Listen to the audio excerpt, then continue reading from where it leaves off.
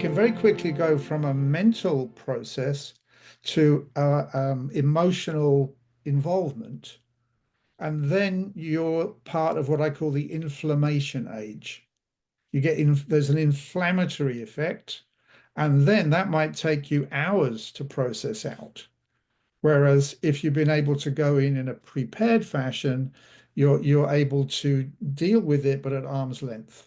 When I think about these four, they bring the work of standards, the work of robust processing, the work of devotional in the sense of being present in what it is that you attune to, what it is that you are aligning to in your environment, in your ecology. All that brings up for me, okay, so what do you serve? What do you give life to?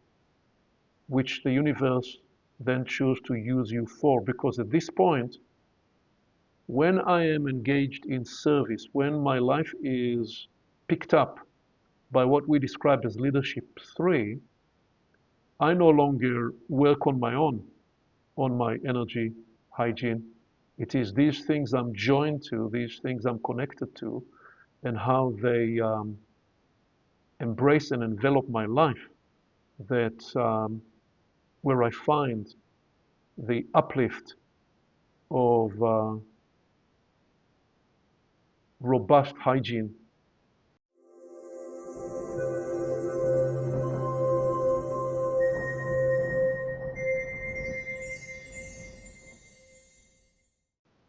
And we're all forward here in the main room with many smiling faces. I know it was short, and with it, let's bring a few voices who are ready to offer what is the awareness that is finding you about self-leadership through this liminal transition. Please, Kiraki. It was great to be in the breakout room. And yeah, one of the things that is coming also in relation with the ingenious diagram that you shared and all the insights that have been shared in the previous part is that maybe leadership 1 in the world or leadership in the old times was more like trying to cultivate the soil. So there was a lot of hard work, there was a lot of doing.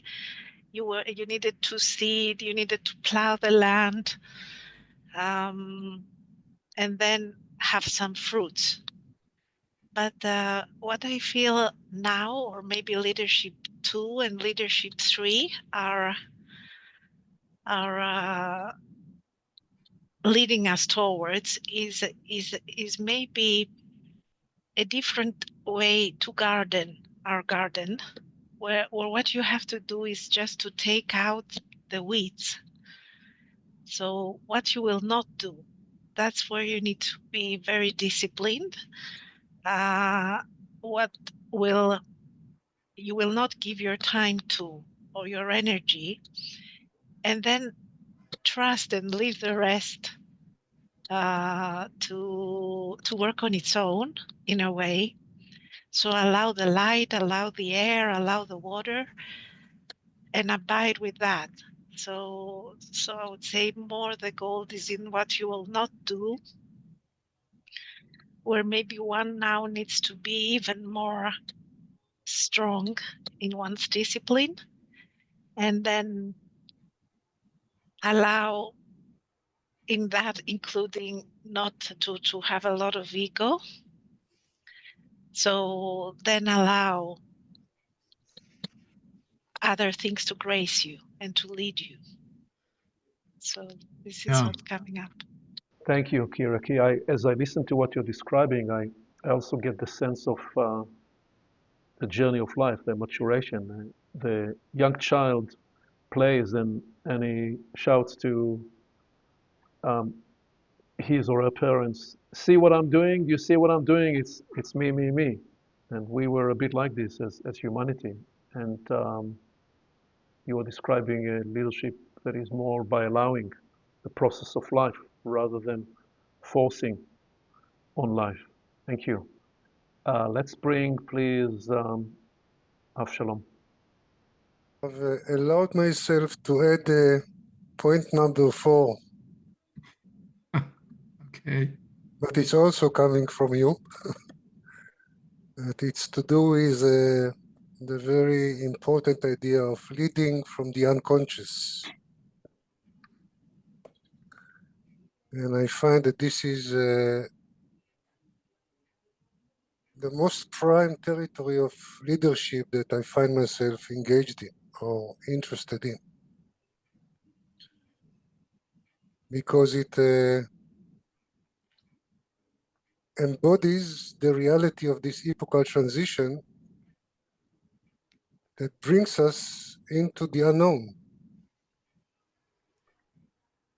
So it's a very different game that you play for real if you are really in the unknown, rather than leading yourself from home to the supermarket with what to buy. So this combination of leading oneself from or allowing something to lead us from the unconscious so we can be more relaxed with the unknown. And the premise in leading through and from the unconscious is I don't need to control. I trust the process of life. I trust the work I've done. I trust that I've made myself not a perfect, but as ready a tool as I can be. And I trust that as life guides me in a new direction, I will acquire the learning and the discovery that needs to find me. And yeah, there is something profound in the sense of liberation about this. So, leading through the unconscious. Thank you. Shalom. Trust and surrender. Trust and surrender. Important couple in this. Let us please bring George. We were mostly with ladies' voices earlier. Now we're getting the masculine voice here. We love both. Please. Yes, yes. Thank you. The question that still plays in my mind and my heart is that from ancient times, we, as humanity, we feel important to know oneself, to know thyself. Yeah, it's considered to be really important. And my inquiry in now times is that knowing oneself in the gold epoch and knowing oneself in the silver epoch. Because maybe the self in the core is still the same, but the changing landscape in everything give us the opportunity to discover parts of ourselves that maybe in the cold epoch, because of the specific structure, static and everything, we wouldn't be able to discover. So the meaning of know thyself becomes much more real. And from this stems the acceptance of oneself and acceptance of uniqueness. And if I put it in the more in the leadership, the three leadership part, this gives us the opportunity to discover our unique responsibility in this world, our unique accountability, what we want something through us to give it to the world. So I will leave it there. Yeah, it's a conundrum, isn't it? It's a paradox when you say, I'm going to take full responsibility for who I am, knowing that I don't know who I am. So therefore, I'm taking responsibility to be the place or the ecology inside of which I'm emerging anew. That's a very different kind of sense and orientation and inner cosmology than, oh, I can take responsibility because I know. it has a much more participative sense with the process of the emergence of life. I take responsibility for what is emerging, not in the sense of I control or I am dominating what is emerging. I join the process of life, and in that sense, I take responsibility. I take responsibility to bring the best of me and all that I can bring, trusting the process of emergence. Thank you, George. Let's bring Daniel, please. I had the blessing to be in a room with Wendy and Fritz, and there was some real conversation which totally inspired me. Fritz brought the question of audacity, and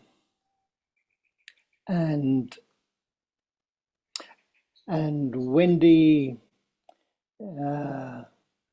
put a rocket underneath with the idea of daring into the new epoch. And Fritz spoke about the fact of how easy it is not to have confidence in this world. I think much because of what you've just been speaking about, of how in the old epoch everything needed to be done by the experts. There was somebody who knew how to do it, and therefore the responsibility was given out from us. We were disempowered. And now each one in the self-authorship needs to carry the weight, not the weight, the wings of being in participatory control rather than dominant control. And it seemed to me now, as you were speaking, that we will always have a tinge of not knowing, many tinges of not knowing, because we are unfinished. And therefore, how can we be confident that we know? Because we cannot know, because we're still growing and the universe is still growing. And in that is a great blessing of being, as you said, participatory, rather than just being supported or led by everything else. I'll leave that there. Yeah, thank you, Daniel. It does bring to mind the first alertness from Janice, I think, earlier on. The transition through the liminal space is one where we're looking to release and transcend polarities. Because in actual fact, we do need some experts. I mean, it's one of the problems in the world now that all expertise has been debunked, but actually we do need people in certain domains. Like I wouldn't want, knowing a thing or two about flying, I wouldn't want anybody to fly the next flight I'm boarding. I'd want somebody who is trained to be a pilot. And next time I visit a dentist, I want somebody who is an expert when they're drilling next to my brain. Hopefully they don't need to drill anything. So there is, but what we are sensing into is how do we transcend that polarity of world, do away with expertise, because the expert phenomenon is part of what emerged through the modernity project of the last 2-3 centuries.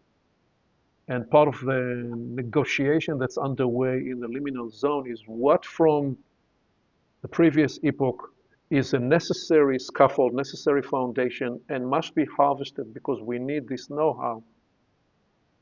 And how do we do the harvesting and take full responsibilities? I mean, the other example came up earlier. I think again this was Janice describing the attitudinal orientation to doctors. So the new way to be with doctors is you surround yourself with half a dozen doctors who are all experts in their space, and there is teamwork, and there is collaboration, and there is consultation. Can we do this with each other? Can we do this with our interiority? right? Because we are also half a dozen or dozen different voices on the inside, and they each impart, those different parts have their intelligence. Can we learn to reintegrate them without shunning the parts that we think, oh, well, this is my childish part, it has nothing to contribute? Well, perhaps it actually is exactly the voice we need, because it's going to unlock some creative capacity that was held back, that was petrified. Thank you, Daniel. Please, Peter. When I'm thinking about how you go from level 1 to 2 to 3, or from 3 to 1, making this liminal, more conscious, I'm thinking about the reasons why we do something. And, every moment of the day, we can say yes to something and we can say no to something. When we say yes, are we doing it out of habit? Are we doing it out of external pressure? Or are we doing it because it enhances and supports something we want and choose and champion in life? And if we say no, is it from fear or laziness? Or is it because we don't want to partake in that, or it will create issues with other things I'm doing, etc. So why do we, having an awareness of why we do these things, I think gets you into this purposeful leadership, self-leadership, where you can really define what matters and where you want to put your energies. I would add that. Yeah, thank you, Peter. And there too, I imagine we could find a whole gradient of 1, 2, and 3 and more in terms of purpose, because there is the one's own purpose, and then there is the greater purpose that you choose to serve at some point in your life, yes or no. And then there is the even larger purpose of life that can work through us. So that there is so much in the inquiry of why that you are inviting that will forever lead us deeper. Let me bring Amy, and then we'll transition with David's help into this, bringing the dimension of energetic hygiene, its significance. So please, Amy. Yeah, the most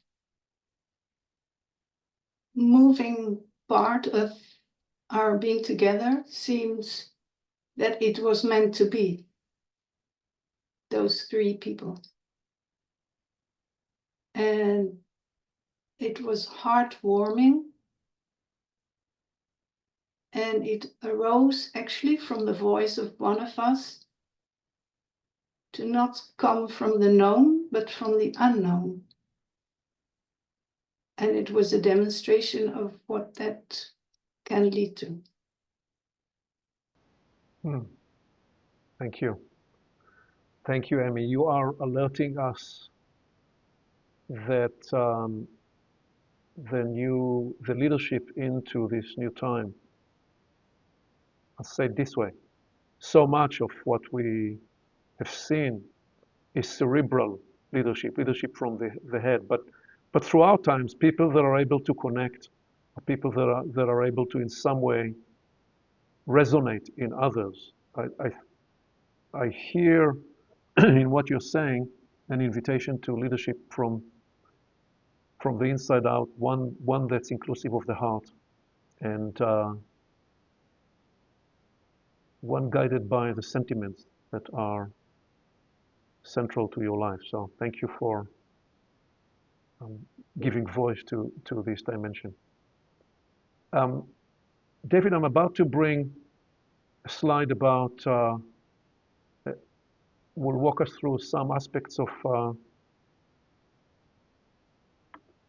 hygiene, energetic hygiene. Anything alive in you to speak to before we make that transition, or are we ready to go there? Well, I think a bridging statement from so much of what I just heard, which then bridges us into energetic hygiene. What do we allow to process through us and why? So what do we allow to process through us? And then and why came to join that, because that's an important part. So that was Right. caused by the flow of what was being spoken there. Yeah, great.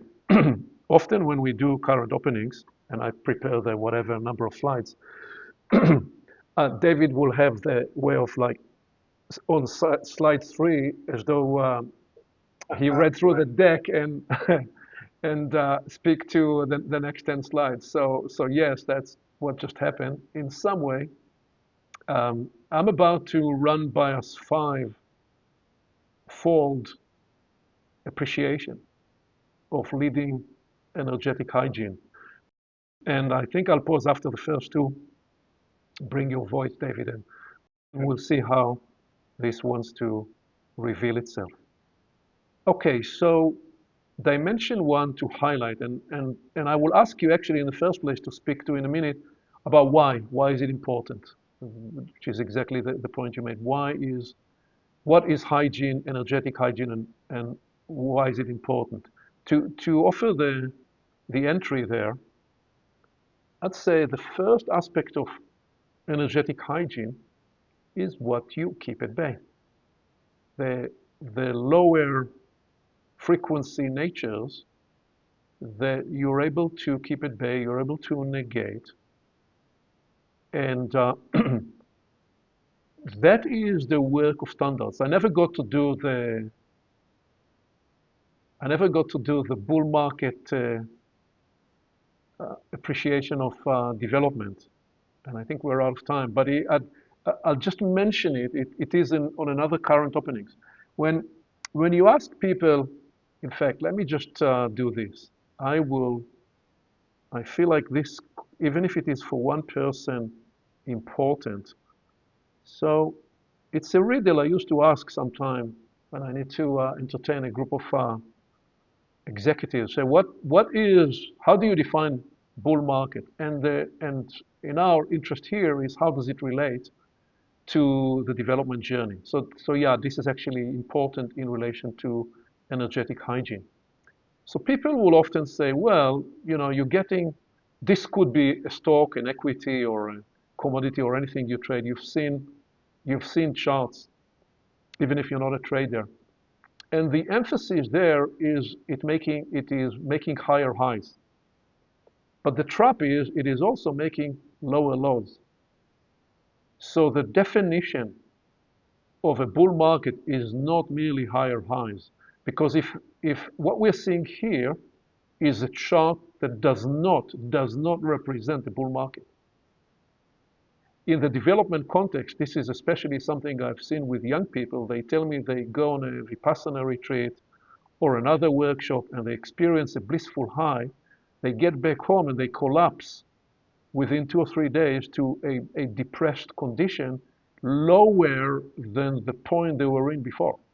So yeah, they had a high personal experience of altered state, but they had nothing to hold it with, and they collapsed, and then the same syndrome happened again, but in an even more accentuated way.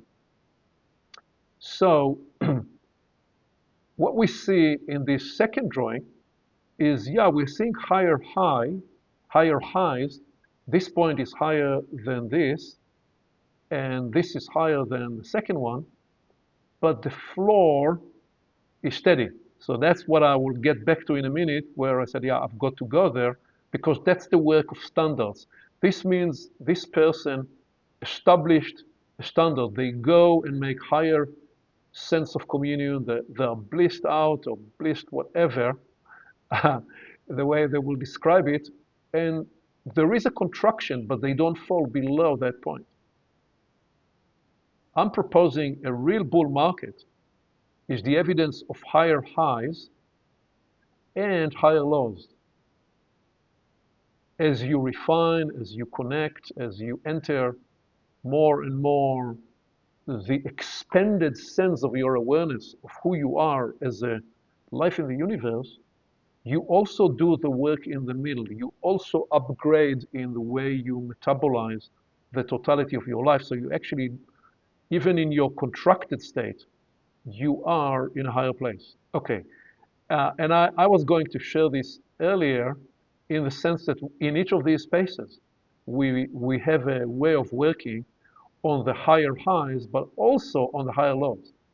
And the example I was going to give is if 20 years ago I got upset and it took me 4 days to recover, and then 10 years later it took me 2 days to recover fully, and then a few years later it took me 1 day. So the velocity of the recoverability velocity, and also how impacted I am or not in the core constitution of what's important for me and how I'm functional in those moments of disturbed, upset, irritated, annoyed, whatever, that would represent that I have in leadership too done the work to attend to producing higher lows, not just higher highs. Okay, we established the case I wanted to establish, and that's what I wanted to say about the work of standards. I'm going to bring just one more dimension and then invite David to play with this. What I'm offering is dimension 2 is what you metabolize and sift through, because sometime energetic hygiene will be compromised because the mix-up of levels. We use the work of the language of high, middle, and low, and some people get annoyed or irritated by that language for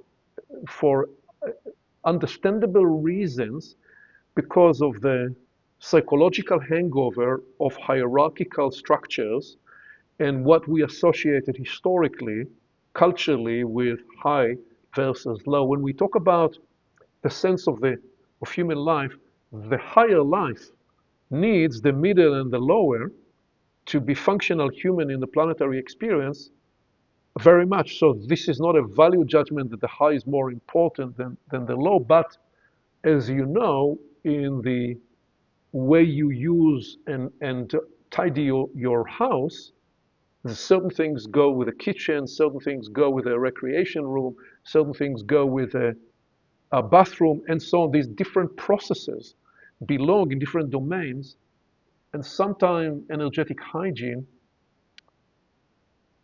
get diluted and depleted, and we get deflated energetically because we didn't tidy up those different domains and levels. And so the work I'm proposing there is the robust processing that we do for the cleansing, for the renewal, and for the reordering. So I went deep dive right away, David, without actually establishing the case of why energetic hygiene is important. What is it? And I thought you'd be able to help me frame that and then attend to these two dimensions in your graceful way, please. Well, I shall give it a go, Aviv. Yeah. So what's the difference between energetic hygiene and physical hygiene? Maybe we'll just start there. With the idea that we live in a physical ecology and we live in an energetic ecology. And that's much easier to understand that now than it was even 10 years ago, 20 years ago. So yes, there's high, middle, low, and there's also a level that could be called toxic. So we could even take out the aspect of low and the allergy to that. But inside the energy worlds of the planet, as I call them, there's 7 primary levels. And so what lives at the high level, you could say, is very fine. It's got a fast vibration. If I did a hand movement, it would kind of go like this. So fast vibration. Then you get to the medium vibration, you come down and you get into the slower vibration. And things go with things at different levels. So let's take the example of an aquarium. You get the goldfish at the top. They like to be up near the sun, the koi at the top, and you get the pufferfish and the flounders at the bottom. So there really are different levels of process that people engage with. So when we say, oh, someone's a low life. That can be accurate, not a judgment, but they're processing stuff which is at a low level vibration. So what would be a level of energetic hygiene that's very practical? Trust the universe, but lock the door. How many of you have got locks on your doors? Probably all of you. Would you believe that's to do with energetic hygiene? Yes, it is, because you want to monitor not who is coming into your space, but what is coming into your space with the who that's carrying the what. Yeah, so we don't think who is that person, but what is that person processing? It's a different way of viewing. So the idea of that higher means higher electrical vibration. And then you head down the bar, and we have different levels in ourselves.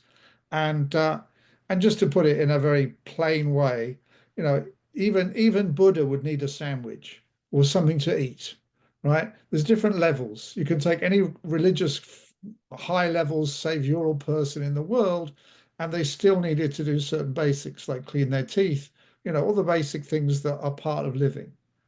So energetic hygiene is then keeping ourselves clean. And let me give an example of something I realized recently, which is for many years, I've taught people about how to energetically clean the ecology that they're in, using certain things like a vibration of bells, using certain kinds of incense, using certain kinds of aromatherapy. This was all to do with cleansing the ecology. Also teaching how to produce, let's say, a blue shield or a blue filter, as I call it these days. But there's an issue, which is part of the movement into these current times, which is if you have one of these, I'm holding up a cell phone, and you introduce it into your aura, into your energy field, into your ecology, then part of energetic hygiene I would put forward is mentally preparing yourself for going into a domain that contains potential toxicity. And if you do old-fashioned energetic hygiene, you put yourself in a nice blue shield, nice blue bubble to keep out lower energy frequencies. In the world, they'll talk about a violet shield or a white shield. I tended to go with blue. But then you introduce one of these inside your field, and then you look at what's on there. Well, what's on there not only is the message you're receiving, if it's, say, a news item, but it's been processed through potentially 5 million other brains and faculties. You're now introducing that inside your field. And what it dawned on me is that if you've created a blue shield around yourself and you play that, you lock that lower frequency in, because it can't escape out through the shield rather than come in through the shield. So we need to reframe how we think about energetic hygiene as we enter the new silver time with the technologies that it has. So I'm not exactly on I'm with these two levels, but I wanted to. Actually, you are exactly, because what you're saying, shielding is not enough. What you need is a sifting, is a robust sifting metabolic process where you have a way of re-engendering what it is that you want to generate.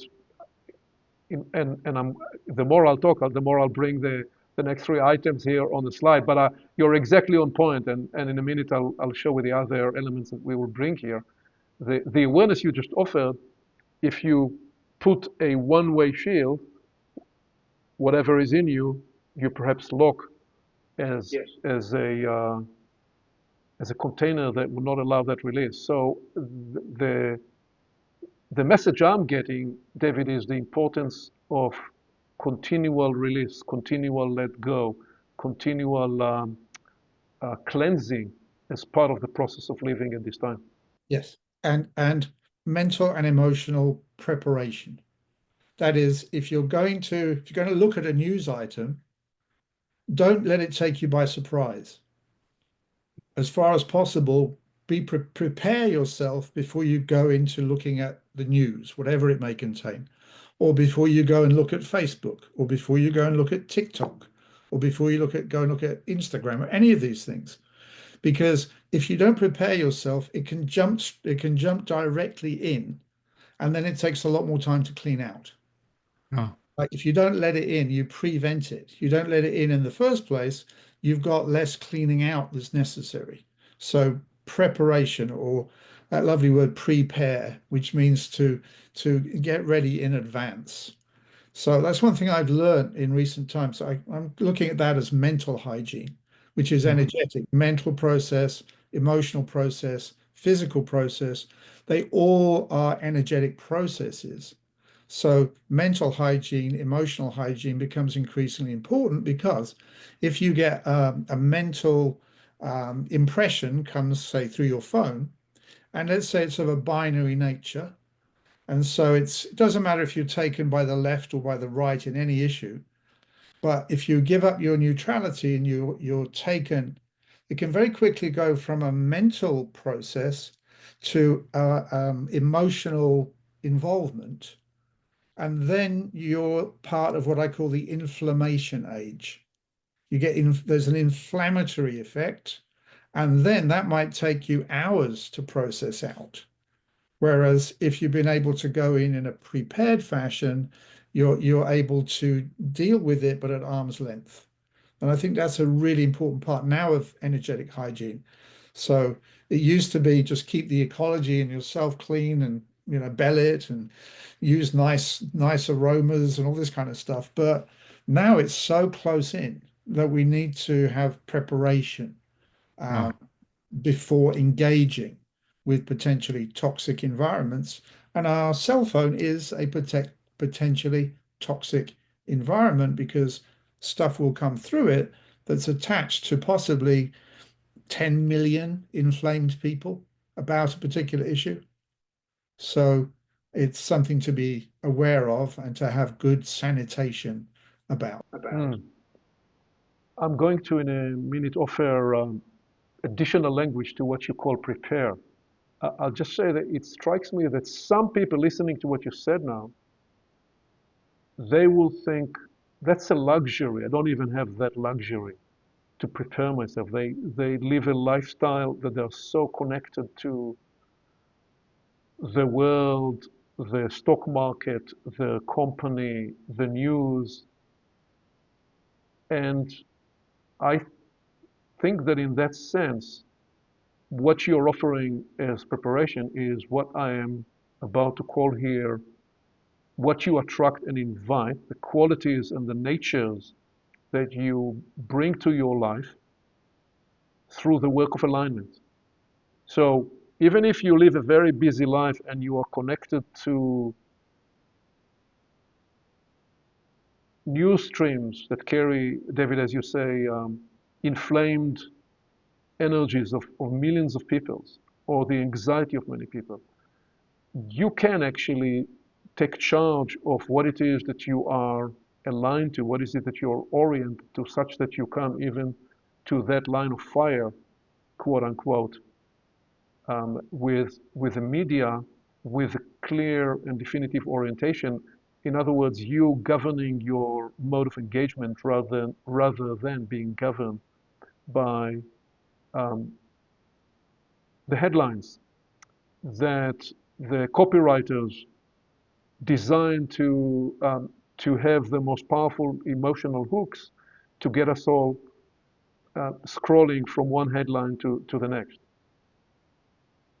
This third dimension is a suggestion that in 1 and 2, in the standards work and the process work, we do the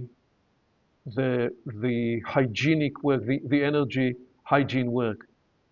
Once we become aligned, oriented to particular natures, be it to patience, be it to compassion, be it to softness rather than hardness, be it to encouragement rather than discouragement, whatever it is, as was offered yesterday, not yesterday, earlier today, it feels like yesterday already. When I'm with students, when I'm with people I guide, how do I choose to be in my alignment? that is part of how you engender your energetic hygiene into the ecology. And I think that, in my experience, build what I'm offering here as the fourth element. What is it we integrate? What is it we choose to become? What are the presences? What are the essences that find home within us? And that is the work of ecology. So the work of alignment and the work of ecology, in the broadest sense of it, David, as you spoke about the ecology, the interior ecology inside our own energy field and the broader ecology around us, these are the processes where we get to self-direct the kind of intention, alignment, and those things we want to attract to us. And when I think about these four, they bring the work of standards, the work of robust processing, the work of devotional in the sense of being present in what it is that you attune to, what it is that you are aligning to in your environment, in your ecology. All that brings up for me, okay, so what do you serve? What do you give life to? Which the universe then choose to use you for. Because at this point, when I am engaged in service, when my life is picked up by what we describe as leadership 3, I no longer work on my own, on my energy hygiene. It is these things I'm joined to, these things I'm connected to, and how they embrace and envelop my life, that where I find the uplift of robust hygiene in my energy. So I invite that we each reflect on these 5, and what is it that you feel as you hear me just briefly really framing this, because we could spend a whole day in a more participative workshop modality. Where would you devote your attention? Please, David, what would you offer here? And then we're going to spend the remainder of today, about 5 minutes, we're going to transition into 5 rooms with all the work we've done to continue the conversation with each other and the exploration. What would you want to highlight about this 5-fold consideration of hygiene? Well, I think the dynamic of being sovereign and having alignment, at that stage, it very much starts to, as you say, look after itself. And in regard to the preparation before going into a toxic domain, or a domain that you know contains toxicity, that preparation can be done in 1 second with a little mental reminder. Oh, careful. Just like if you're going to cross quicksand that's got certain stepping stones, you just remind yourself just before you go there, careful. You're just reminding yourself, we're going to pick up a power tool.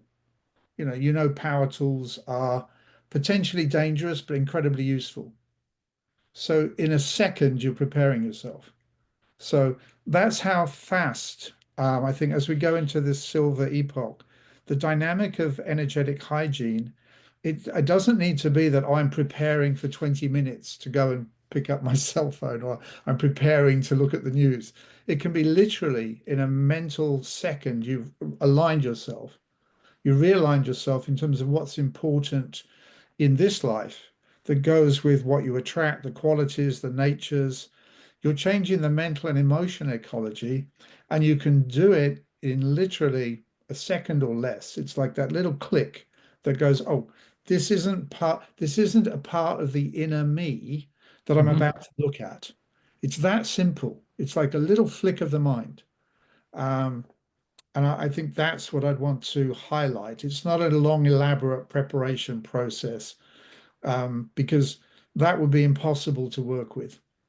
But literally a flick of the mind saying, "Oh, I'm going into a domain, some of which will be relevant to this life, and much of it will not be." And it's with that little flick of the mind before you enter. So that's what I want to highlight about the energetic hygiene there. It's Yeah. preventing something before it even has a chance to access. Yes. If you allow me, I would reframe careful to full of care. Yes. Careful would often link us to our parents told us, be careful when you go there, which is also good. Well, what you are inviting is be full of care, self-care, and care to others. So, friends, with that, we want to transition and offer you 5 options to continue the conversation. With room 1, developing on everything we've done around the theme of friendship. What is friendship? How can we humans be in a friendship circle in a way that supports the best of each one? In room 2, to work with the iHow crew on the power of energetic hygiene through movement, taking it from the head to the energy field, such that we engage as a whole person. In room 3, bringing to life the significance, the importance of resilience. Resilience is such a potent and important aspect of self-leadership in this new time, and using with it the power of imagery. Room 4, the power of listening, how we can afford to another human being the greatest support, the greatest uplift by affording deep listening, listening with presence. And room 5 is the place to explore creative choices leading from within through the media of art and drawing and more. And we're all here in the main room, returning from the breakthrough rooms. We are practically out of time, but we do want to get 3 words, 3 qualities, 3 natures, 3 descriptors from each room. And can we have, please, somebody offering 3 words from the friendship circle, room 1? Yes, it was intimate, honest, and warming. Intimate, honest, and warming. Thank you. Can we have 3 words, please, from the movement, energetic hygiene through movement, room 2, please? Warming, smoothing, and fast. Warming, smoothing, and Fast. Fast. Silvery, very silvery. very silvery. Great. Thank you.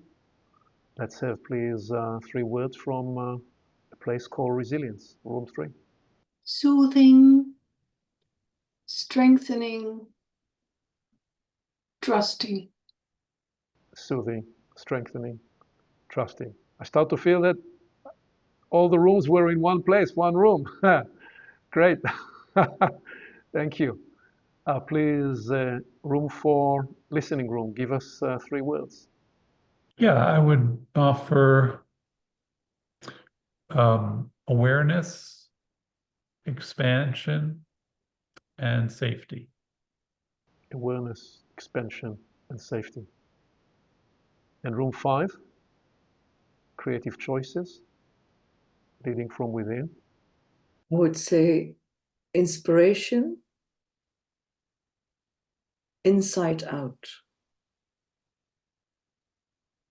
Inspiration, inside out, you get as 1 word, so you get 1 more word. Okay. Attuning. Tuning, thank you. So before I turn to David to offer your closing comments,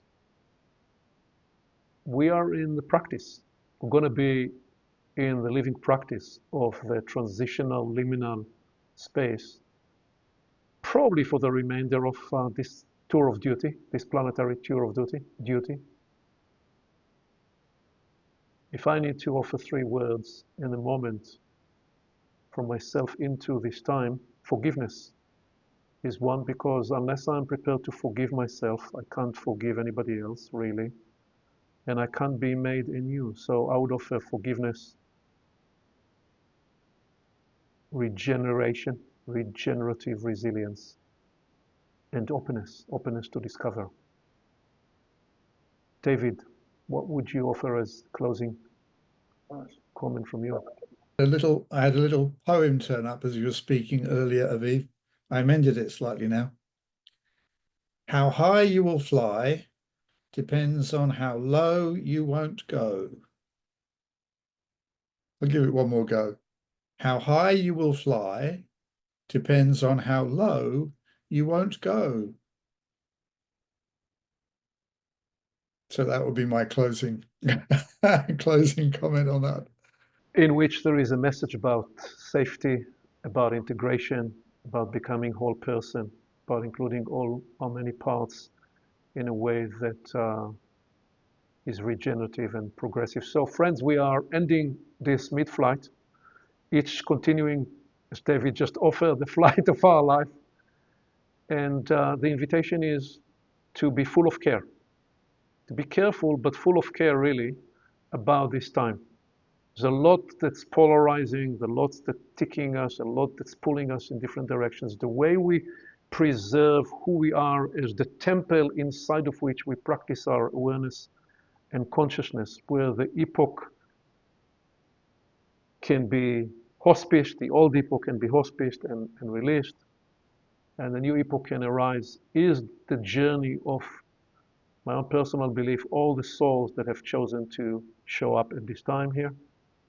And we are a cross-section sampling focus group where this attunement is conscious, as David suggested at the beginning of today, working to move it from the subliminal to the conscious. I thank you for participating. Thank you for the team, Lisa, Peter, Kyriaki, the Portals team, the teams that held the rooms, everybody really, because we are always, everybody is on the team once you participate. This is the idea of participative engagement. We take responsibility to the ecology we co-create.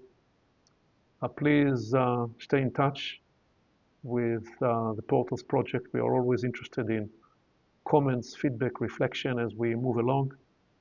And the journey continues. Until soon, let us all be safe. And Paul, please take us out with some musical notes so we can still abide with your keyboard sounds. Thank you.